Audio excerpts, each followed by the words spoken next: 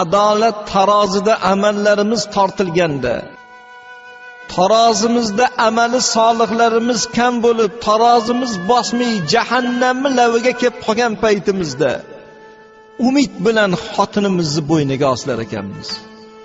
Xotin, men kim edim? Ha, erimidiz. Qanaqa er bo'ldim? Yaxshi bo'ldiz, nafaqai ahli ayol dediz. Tong qorong'usidan tun qorong'usigacha mehnat qilib, xonadonni obod qilaman deb egilib bukilib dunyo topgan insonsiz. Shuncha qilgan xizmatlarimni hurmatidan ozgina savobingdan bergin. Tarozim bosmay qoldi deganimizda xotinimiz javob qilar ekan. Bugun har bir inson o'zini yukini o'zi ko'taradigan kun. Har bir jon o'zi uchun o'zi hisob beradigan kun deb xotin chetga chiqib